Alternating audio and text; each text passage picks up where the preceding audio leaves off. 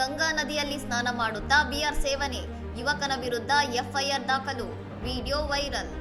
ಉತ್ತರ ಪ್ರದೇಶದ ವಾರಣಾಸಿಯ ಗಂಗಾ ನದಿಯಲ್ಲಿ ಸ್ನಾನ ಮಾಡುವಾಗ ಯುವಕನೊಬ್ಬ ಮುಂಜಾನೆ ಬಿಯರ್ ಸೇವಿಸುತ್ತಿರುವ ವಿಡಿಯೋ ಸಾಮಾಜಿಕ ಜಾಲತಾಣಗಳಲ್ಲಿ ವೈರಲ್ ಆಗಿದ್ದು ತೀವ್ರ ಆಕ್ರೋಶಕ್ಕೆ ಕಾರಣವಾಗಿದೆ.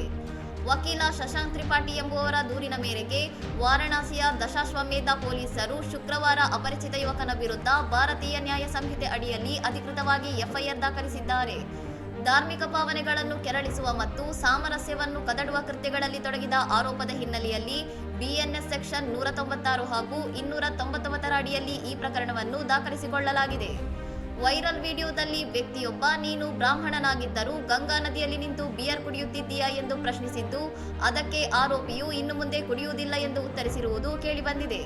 ಪವಿತ್ರ ಗಂಗಾ ನದಿಯನ್ನು ಅಪವಿತ್ರಗೊಳಿಸಿದ ಯುವಕನ ಈ ಕೃತ್ಯವನ್ನು ನೆಟ್ಟಿಗರು ತೀವ್ರವಾಗಿ ಖಂಡಿಸಿದ್ದು, ಆರೋಪಿಯನ್ನು ಪತ್ತೆ ಹಚ್ಚಿ ಬಂಧಿಸಲು ಪೊಲೀಸರ ವಿಶೇಷ ತಂಡಗಳನ್ನು ರಚಿಸಲಾಗಿದೆ ಎಂದು ಎಸ್ಪಿ ಅತುಲ್ ಅಂಜನ್ ತ್ರಿಪಾಠಿ ತಿಳಿಸಿದ್ದಾರೆ. ವಾರಣಾಸಿಯ ಗಂಗಾ ನದಿಯ ದೋಣಿಯೊಂದರಲ್ಲಿ ಇಫ್ತಾರ್ ಕೂಟ ಆಯೋಜಿಸಿ ಮಾಂಸಾಹಾರಿ ಬಿರಿಯಾನಿ ತ್ಯಾಜ್ಯ ಎಸೆದ ಆರೋಪದಡಿ 14 ಯುವಕರು ಜೈಲು ಪಾಲಾಗಿ ಇತ್ತೀಚೆಗಷ್ಟೇ ಹೈಕೋರ್ಟ್ನಿಂದ ಜಾಮೀನು ಪಡೆದ ಘಟನೆಯ ಬೆನ್ನಲ್ಲೇ ಈ ಹೊಸ ವಿವಾದ ಸೃಷ್ಟಿಯಾಗಿದೆ. ಇನ್ನಷ್ಟು ಸುದ್ದಿಗಳಿಗಾಗಿ ನೋಡ್ತಾ ಇರಿ ಸೌರಂ ಟಿವಿ.